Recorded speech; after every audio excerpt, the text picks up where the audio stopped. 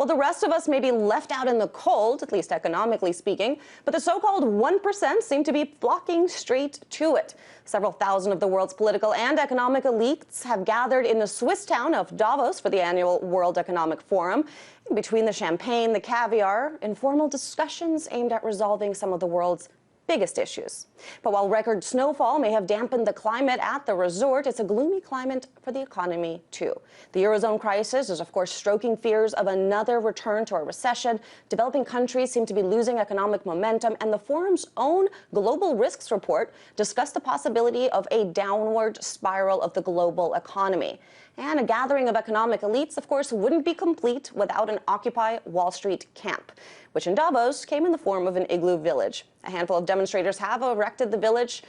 Sounds like a crazy scene, but instead of talking about it, let's turn to someone who's actually on the ground. Our own Lauren Lister, the host of Capital Account, is with us, and she has been tracking these developments for us. Lauren, I hope you're staying warm there, not broadcasting from the igloo village, as I see. Not broadcasting from there, but I have been there. I went in those igloos. They're real igloos. Fascinating. Well, let's talk about the actual themes. Rethinking capitalism is the theme this year, which seems to be a little bit ironic when you have a group of rich elite, well, capitalists at an invite-only event hashing out the future of the free market. How is this actually playing out?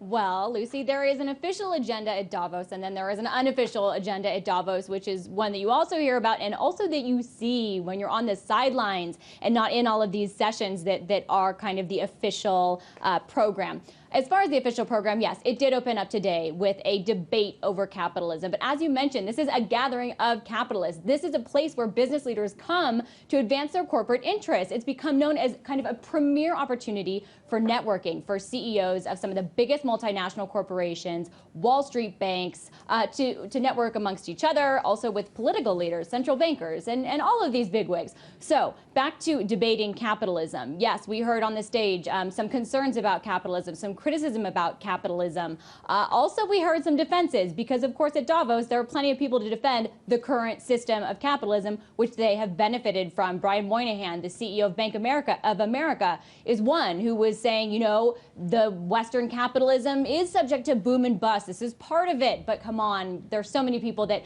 we talk to and interview on our show that talk about how long and how painful the costs are of this bust that isn't here by accident, and it has a lot to do with maybe some of the bailouts that his bank has benefited from and the boom years of easy money that they did as well. So there obviously are plenty of defenders, and we'll have to see if anything really comes out of that conversation. I've seen some reports of billionaires defending or concerned about inequality and having concerns about capitalism in that regard. We'll have to see if it just amounts to some talk, because I'm seeing a lot of little business action go along on the sidelines, which looks like what Davos is really about. Well, Lauren, you mentioned the issue of inequality, and I want to point out the fact that the World Economic Forum's own report actually cited inequality as a top, an income disparity as a top risk over the next decade. And yet the word inequality, as I read in one article, appeared only once on the 130-page program, and that was in a title of some panel discussion about art. So are these guys out of touch? Are they talking about this off the record?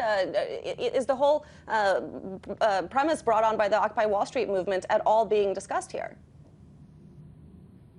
Well, it's interesting you mentioned that. I saw someone write about that inequality was only mentioned once in the program. So I had my eyes peeled for it. And I noticed that one of the quotes that was highlighted on the plasmas in Davos was a quote about inequality and about the issues of inequality that have come out of capitalism. And then I looked at who said it, and it was the general secretary of a trade confederation. I was like, of course, that's the one voice talking about inequality at Davos. And that's actually the person that Brian Moynihan in that panel then defended capitalism against. And from, you know, the reports, basically people were not too on board with her assessment. So I think that kind of says it all. You know, while Occupy Davos is here and Occupy has been named as an example on the agenda of some of the issues that have arisen from capitalism and the complaints that people have about it, at the same time that you have them talking about Occupy Davos, you know, I hear business people snickering when I say, oh, I'm going to check out the igloos, and they say, oh, ha ha, not too many people out there. You know, you get a very condescending attitude, which I think speaks volumes when you're talking about these issues. So maybe the concern is more out of a, hey, don't blame us just because we have money. But another issue I wanted to bring up, I mean, in this day and age, we see high-level economic summits almost every single week, especially when it comes to Europe. So that begs the question of whether events like Davos are still relevant, whether they can impact any sort of change.